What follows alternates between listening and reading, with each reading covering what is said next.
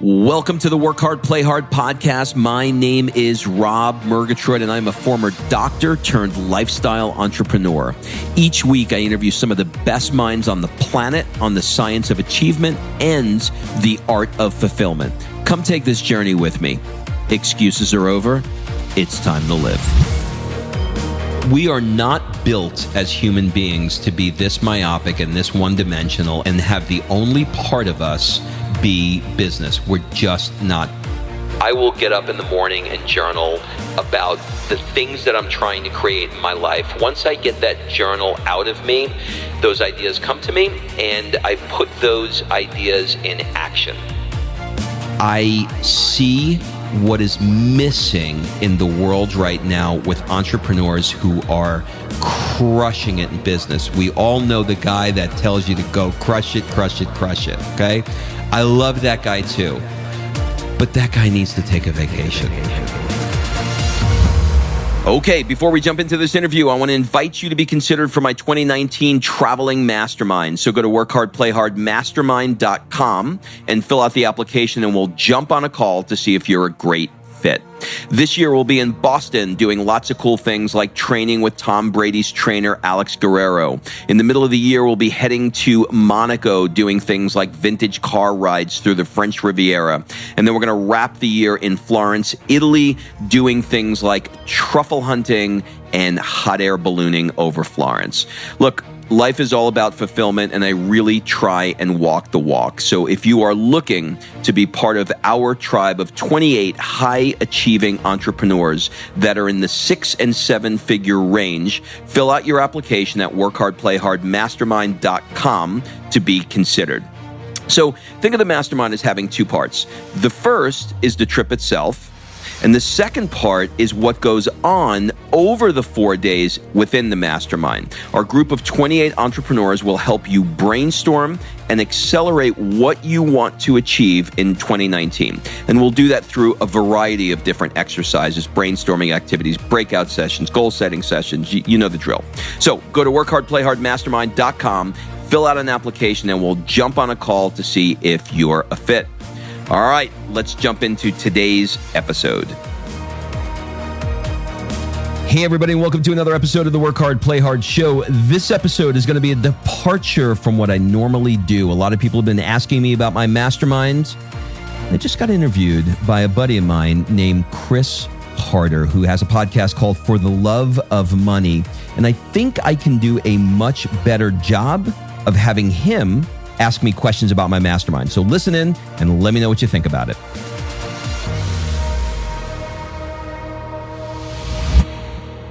Rob, one of my best friends in the world. I am so excited you're on. Listen, man, what is better than being able to do this here in this gorgeous new podcasting studio you created? And it is an honor that you asked me to be on the show. Hey, you know what? Thank you for being on. This podcast room, I would like to say, was my idea. It was Lori's. She hired the decorator, but it's kind of inspiring, isn't it? Well, dude, she crushed it because I feel like I am on Larry King right now. Wait. You don't know this. So look around, like that corner over there and stuff. Yeah. Do you know where all this inspiration came from? No. When we were in Greece with you in Mykonos. This is all like Greek decor. Lori took pictures, showed it to the decorator, and she's like, I want my podcast room to look like this. Well, she accomplished it because this wooden desk absolutely feels like I am in the most high-end, beautiful Greek island. So you did it. It's beautiful. You know what's funny is this show is going to be about balance and how you travel the world despite being a 7-figure entrepreneur and having 2 children and a family and, you know, everything that people would like to do, but they think is not possible. That's what it's going to be about. And so it's ironic that we're starting with talking about how here I am in my podcast studio that was redecorated because it was inspired by an experience that we had with you. And so before we get to rapid fire, because that's how I start all these shows, we just got off on a tangent. Before I get to rapid fire, I just want to say thank you, because even our podcast room where we're sitting here, you know, trying to do day in and day out, wouldn't be the same without you leading by example in life and balance and experience. Oh, man. Look, if anybody's going to thank anybody, it's going to be me thanking you. We don't have to get into all of that right now, but you have been such an amazing inspiration for me, my podcast, my family, and so many things that I've got going on this year would not have happened if it wasn't for you and Lori. So thank you. Okay, so we like each other. No, not all right. Rapid fire, my friend. And here's why I do this. It's a fun way for my listeners to get to know you in a hurry. And if there's something really cool that comes up, we'll just do a deep dive. We'll circle back. Let's do it. All right. Start easy. Where'd you grow up? Queens, New York. Where do you live now? Atlanta, Georgia. And what is your favorite quote? My favorite quote, excuses are over. It's time to live. What is one of your superpowers? I would say my ability to connect with people that most people couldn't connect with. I would agree. I'm actually going to circle back around to that one. What is one of your favorite books? Most influential is 4 Hour Workweek. Oh, yeah, totally. I can see that about you. Yeah. What is one thing you're afraid of right now? The loss of a member of my family. Who is someone who has changed your life? You and Darren. I'm going to have to give 2 people. It's my 2 best friends, you and Darren White. I love that. What is one of your all-time favorite accomplishments this far? Being a dad. I hear that a lot on here, actually. That must be a clue for me. Or a mom. One regret that you have? Not doing the things I wanted to do sooner. And last but not least, what is something generous that you have done recently? We have funded a heart surgery for a baby who couldn't afford it. I love that. Let's start there. Normally I'm like, oh, tell me your story or blah, blah, blah. Let's start right there. Yep. When good people make good money, they do great things. Yep. You funded a heart surgery for a freaking baby. We did. That is the ultimate example. Tell me about that. Well, if people want to learn more about this, you can listen to my podcast where I interviewed the lady all about this, the doctor. Her name is Emily Farkas. So you can search that on the Work Hard, Play Hard podcast. But basically what she does is she's a doctor that's right here in Los Angeles who decided that she wanted to do more with her life. And she had this beautiful skill of being able to work with babies that had heart issues. And there are countries that these babies will die if they don't get heart surgeries that are done very commonly here in the States. So she does 2 weeks here in LA. And she does 6 weeks here in LA and then flies out to Kenya, Nepal, places like that. And she does 2 weeks of surgeries. They're all lined up. And I knew I had to do this when she told me that when she goes out there, she's got a certain amount of money from donations and she has to pick and choose which babies are going to live and which babies are going to die. Oh. And when I knew that was the case, and I said, "Are they dying of major things?" She said, "No, they're dying of things that we do routinely here in the States." And so my wife and I, Kim, knew that we had to do this, and we funded our first heart surgery. So how does that continue to drive you? Because once you do it one time, the feeling that you get from it, you want to do it more and more and more. And so you start looking at business through that lens and say, well, if I make X amount of dollars, I can give X amount of money and fund even more heart surgery. So that's what drives us. So we'll go down that road a little bit later. You know, when good people make good money, they do great things. That's one great example to open the show with. But what I do want to ask you about is something that I've been envious of for so long. And this is the main reason I wanted to have you on the show. And that is, just like your podcast, Work Hard, Play Hard, you do that better than anybody else.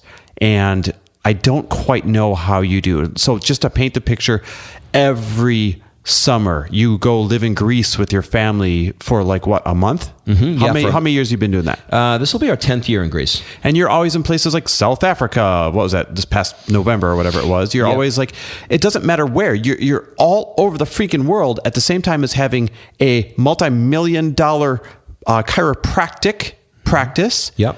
at the same time as having this brand, this work hard, play hard brand, and trying to share how you do this with other people? Like, how the hell do you do this all? Well, I struggled with it for years. I spent a lot of years in my early 30s working, and not taking any trips. And then I swung the pendulum, went the other way in my 40s, and I just traveled, and watched my business go down. And so in my 50s, I tried to figure out how to do both, because I realized that focusing exclusively on entrepreneurship and focusing exclusively on playing, you either have no money or you have a bunch of money but no fun.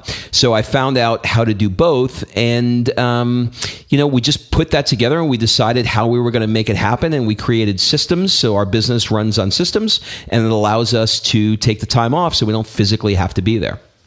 Okay, we're going to get deeper then. I created some systems. Okay. So you have a family. You have 2 children. Yep. One is in college. Yep. I have a 20-year-old and a 3-year-old. Wow. Yep. So, talk about both ends of the spectrum, right? The expense of college and raising a 3-year-old. Yep. Obviously, you have to be a great engaged husband. You've got your business. You've got all of this going on. Somebody who can see themselves in a similar life as yours, what I just described, and they're like, I can barely put it all together and keep my business going. What is their first step to help them see some light at the end of the tunnel? Decide what it is that you want. I think if you don't take the time to craft exactly what it is that you're after, you're never going to get it. So it's never going to be easy, but you are so much more than your business. So I think you have to decide what are the areas of your life that you want to improve. If the area that you want to improve is your relationship, then you got to create a plan for it. If the area is your business, then you got to create a plan for that. So my wife and I, Kim, sat down and said, what are the things that light us up? In our case, it's travel. So we decided, okay, look, we want to be gone 8 to 12 weeks a year. What does that look like? And we had to reverse engineer how to be gone for that many weeks. So make the decision, like sit down, really get conscious about it. Don't be afraid to think outside the box, and then work backwards. Lay that set of tracks down. That's what you're saying. Yeah, because if you don't put it in the schedule, then you're not going to do it. So we decide, okay, so we know that we're going to be in Greece for the month of June. We know that we're going to be in South Africa for 3 weeks at Christmas. Like we're planning now, we were talking about this earlier today, we're planning now in January to do Carnival in Venice, in Italy. So it's at the end of January, beginning of February, I believe. So we're putting that together. So I guess the answer to the question is, if you don't put the big pieces in the calendar, then they're just not going to happen. And even if you put them in the calendar, but you don't have airline reservations, we believe that if you don't have air, you're not going. That's why you always hound us when we say we're going on a trip. Like, have you booked your area? And I'm the guy that like books everything last minute. So I'm like, dude, get off of me. Why do you keep caring if I book my air? That's our philosophy. If you have air, you're coming. If you don't have air, you're not. Oh my God, that's funny. Okay, so I want to help free some people up because they're hearing this. Like, okay, great plan, dude, but I'm different. Like, you don't understand my obstacles. Yeah. And I'm sure everybody's saying the same thing. But you have just as many obstacles as they do, don't you? Yeah. Well, okay. Look, I've got a full-time chiropractic office that I run. I've got a 19-year-old. She's now 20, who's out, who went to college, but she was there. A 3-year-old, a wife, and a hectic life like everybody else. But if you don't take the time to craft, there's a belief that I have, and the belief is that clarity precedes momentum. So I spend a lot of time getting really clear on what it is that I want. So I will get up in the morning and journal about the things that I'm trying to create in my life. Once I get that journal out of me, I call it revelation time, because I kind of believe that I'm getting a download from the universe. Those ideas come to me, and I put those ideas in action. So you taught Lori and I something that I use all the time now, and it's really helped free us up in order to be able to try ideas on for size and make things like this possible. And that's called stupid idea time. Mm-hmm. Would you mind if we kind of shared that hack with the world? Yeah, stupid idea time is an idea that we got. We were watching a television show one night, and it was a Secretary of State show, and they were trying to figure out this problem. They couldn't figure it out. And one of the girls looked at the Secretary of State, and she goes, "Stupid idea time?" And she goes, "Anything, whatever you got." And so she gave her this idea, and I was like, oh, wow, that's a great thing, because it allows you to think outside of the box. So my wife and I will sit down when we're trying to come up with something, and we're like, I don't know how to do this. I'm not sure where to go. Okay, so this is a good example. This is how Venice came up. We were sitting down. Venice. We were sitting down. We're trying to come up with an idea of like, where should we go in January? And we're like, stupid idea times? Like, yeah. Well, what if we did Carnival, where we got all dressed up and we went on the gondolas and we brought our friends and we did that in Venice? How about that idea? And that's how we roll with it. So whenever we need permission to come up with something a little out of the box, we call it stupid idea time. I love it. I'm serious. People, try this. Like, it has freed Lori and I up to come up with some of our best ideas ever, because really it's permission to not get made fun of for your idea. I'm dead serious. Exactly so right. Then everything that you would have filtered before, you just put out on the table, and you're like, okay, stupid idea time. And it's like this freedom to come up with some of the best ideas ever. Yeah, it's out of the box thinking. It's blue sky thinking. And so here's why I brought up stupid idea time.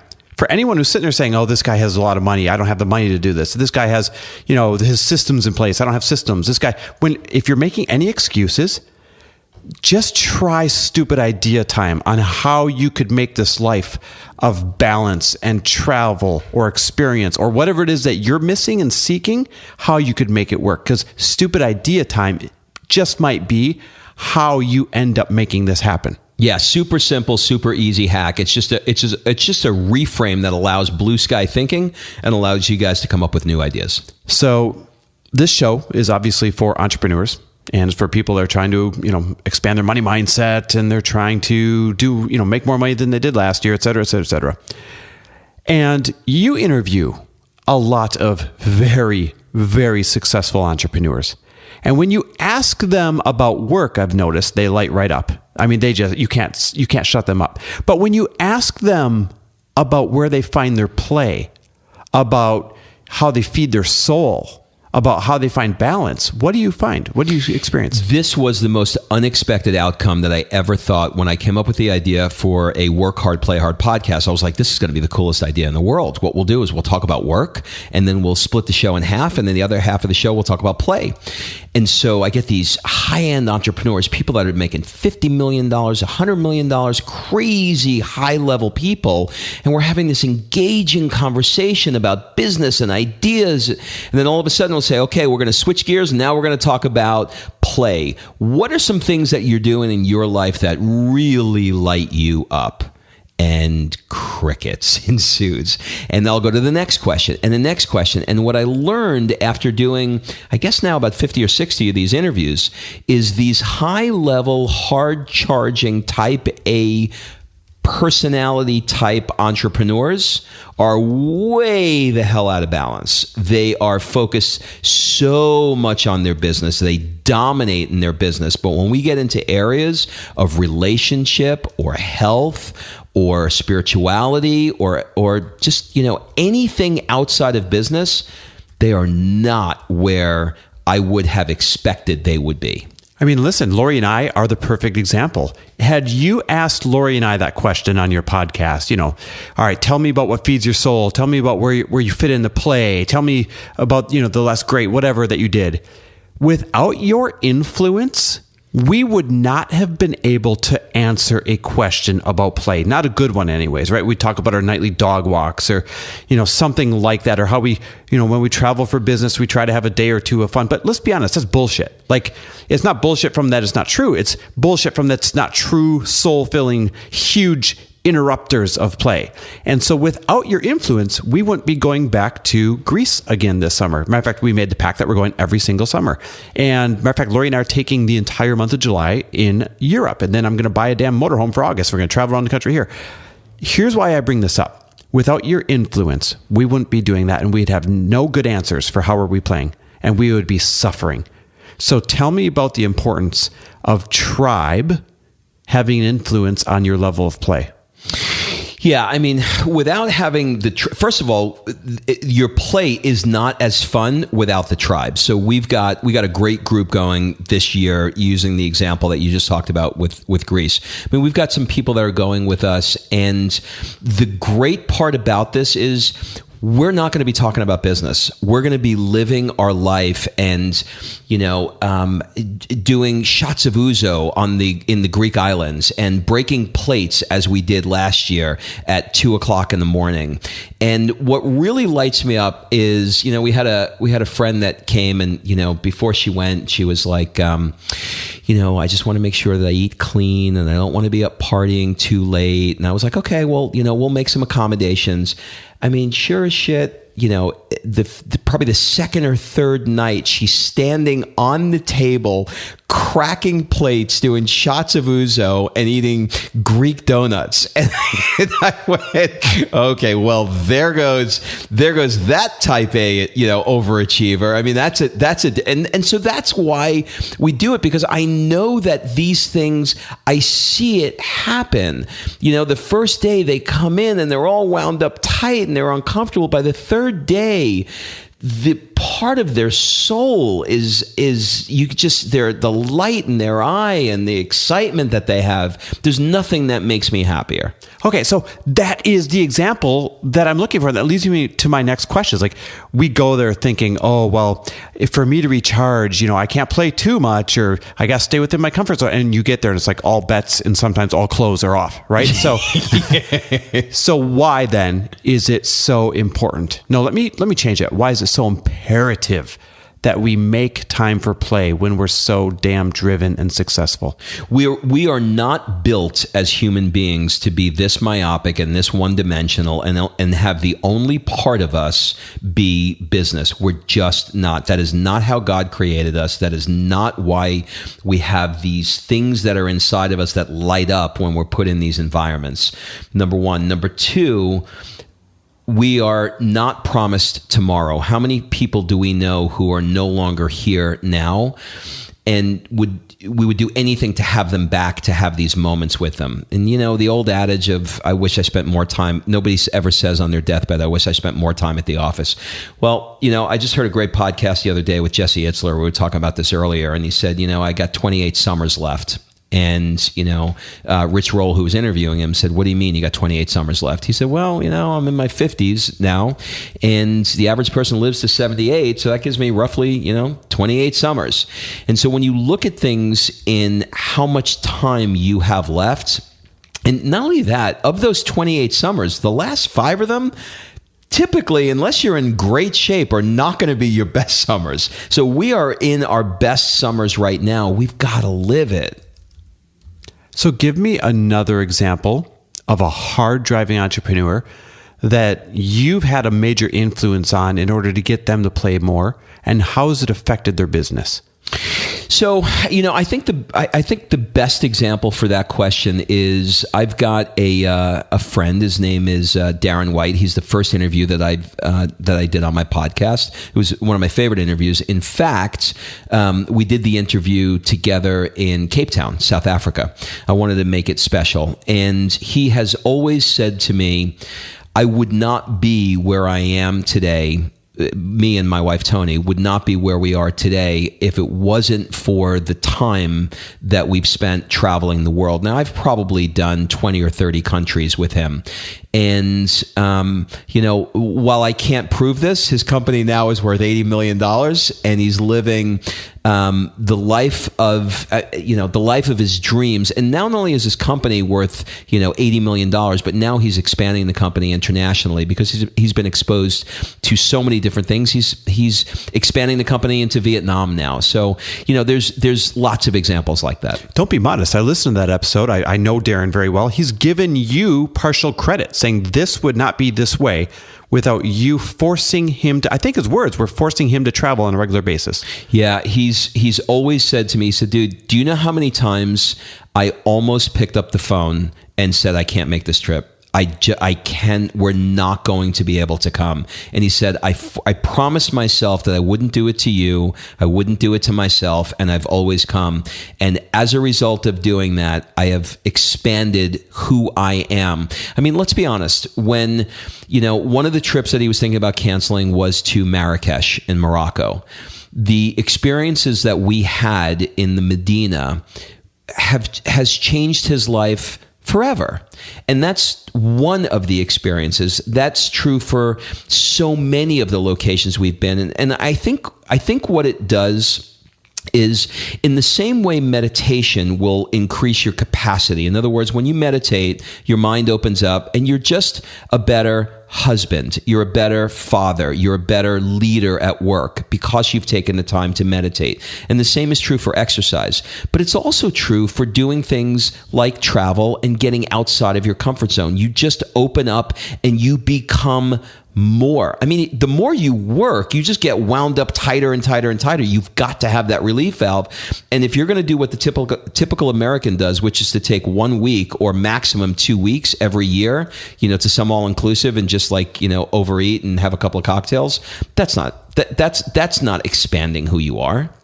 So you are, of every human being I know, and I know a lot of damn people, you are the number one cultivator of experience. Like, it's your love language. It's what you love doing for people. The top one I've ever met in my life. And guys, it's Billionaires Month when you go to Mykonos in July, and there's all these beach clubs, and based on who you are and who you get the best cabanas front and center and the best service. And when we go with Rob, he gets the front and center cabana, and everybody else, like big names you would know, they get the cabanas around ours. Like, that shows you the cultivator of experience that he is. So here's why I paint that picture.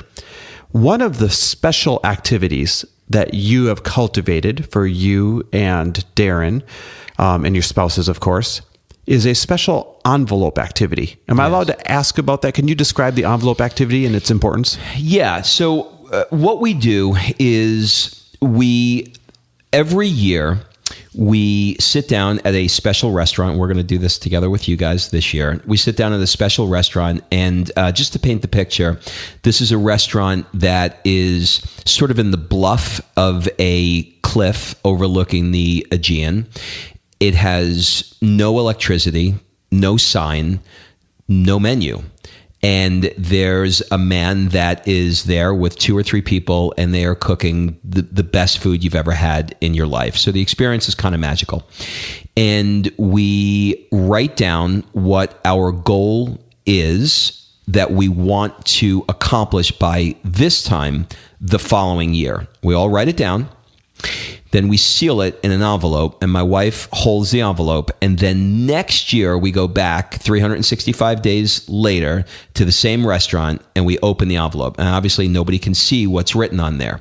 And we go back and we see how close we were to achieving it. And miracles happen. I mean, miracles. We're talking, if we look through the envelopes, to continue using Darren as an example, if we look through the envelopes, it started with, I'm going to start this company, to it's going to be worth 30 million to 50 million to 60 million to now. I don't know what his goal is going to be. Actually, I do know what it's going to be. I think he's going to move into the billions. I think that's his next goal.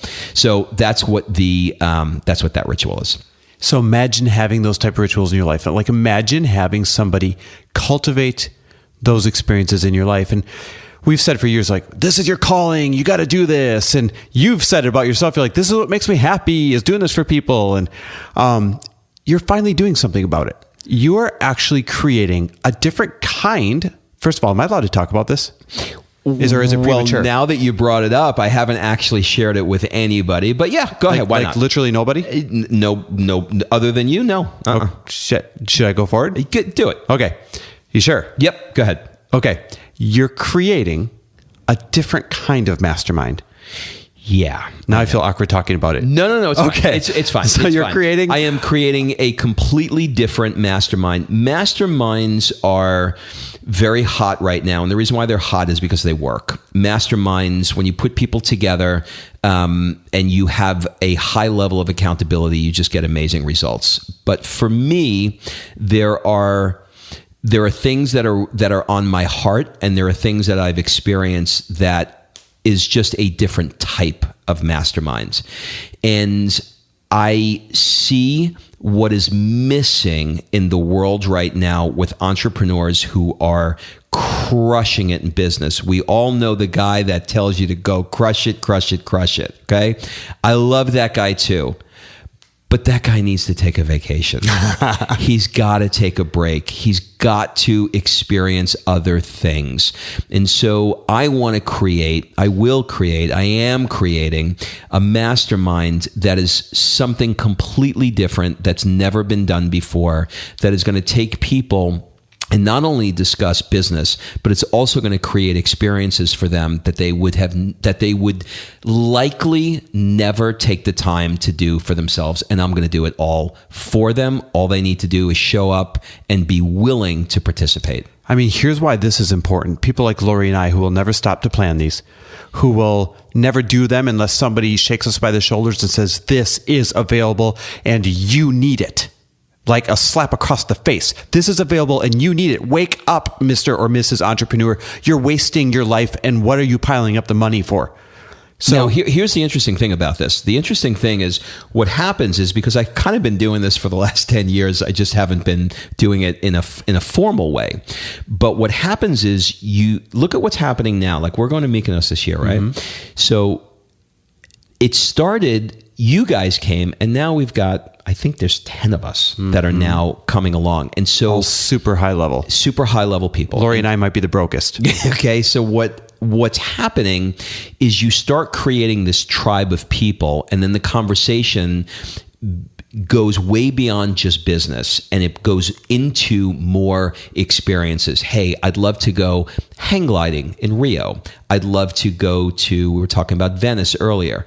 I'd love to go to a Tuscan villa and do wine tasting. And so you start up-leveling not only the tribe, but the experiences that you have with the tribe. God, I can't wait for this. So obviously, Lori and I are in. Who's the perfect candidate for this entirely different type of mastermind? And I just want to be clear. This is still pure business people going. This is still like pure top performers going.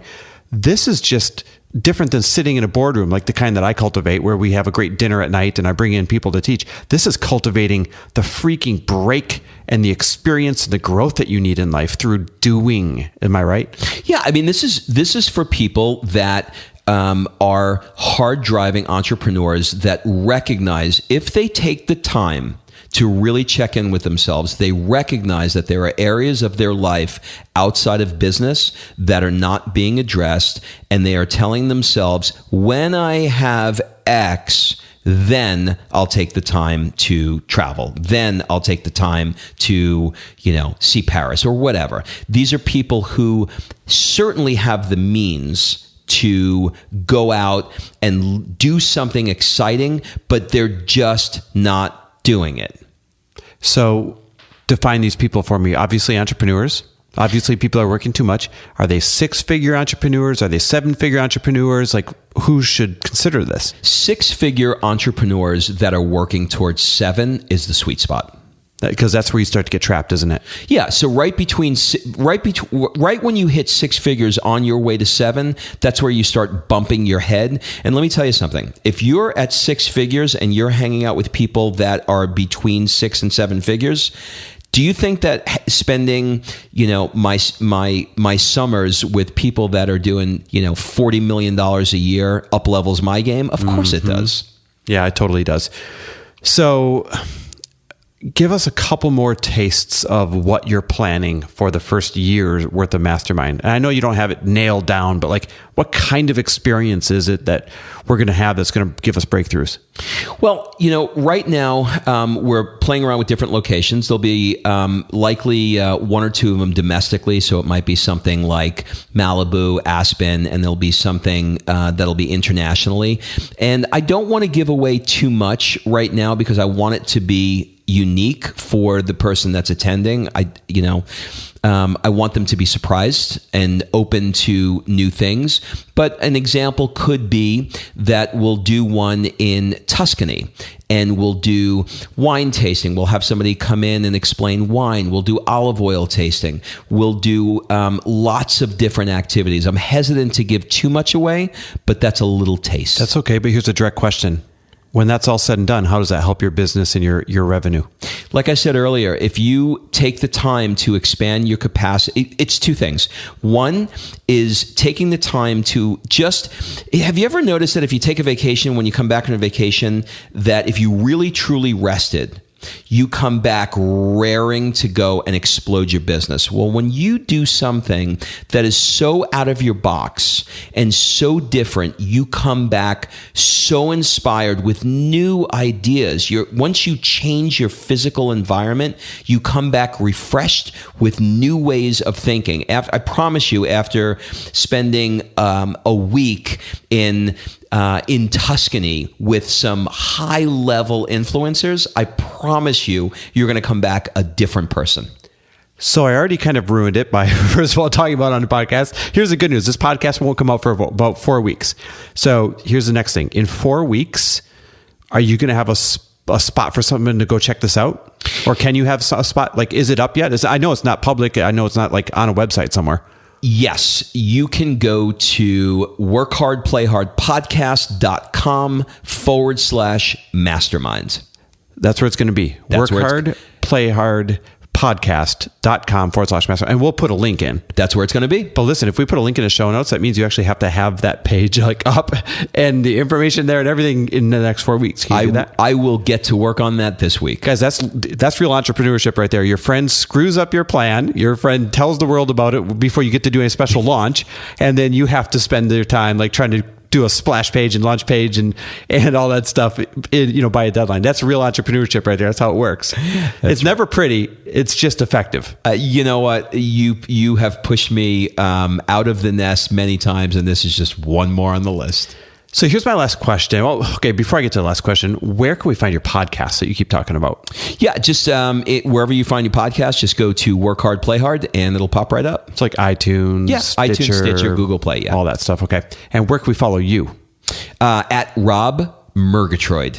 So it's not Bob Murgatroyd as I have saved in my phone? He knows I hate Bob. He hates that name so much. So I saved his name as Bob instead of Rob. And I've got the what about Bob picture that comes up when he calls. It's the best thing ever. True friend. All right. Last question. I ask everybody this question. Can't wait to find out what your answer is. And it's this. Why should people be unapologetic about their pursuit of wealth and success? Because there's nothing spiritual about a breadline. That's amazing. Everyone gives these long, drawn out, beautiful answers, and you're just like, bam.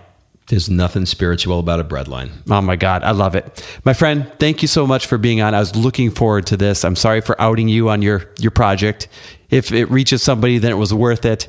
But let me just end with this. The most heartfelt, genuine thank you for changing our lives for the better, because without you, we'd be in a cave working and making up false excuses why we needed to work more or make more or do more. All right. Thanks for listening. If you love this episode and you know someone that needs some help in either stepping up their work hard game or their play hard game, it would mean the world to me if you shared this podcast with them to help me get this movement out there. So if you like what you heard, head on over to iTunes, take 30 seconds, and leave me a 5-star review, and I will be forever grateful. So until the next episode, excuses are over. It's time to live.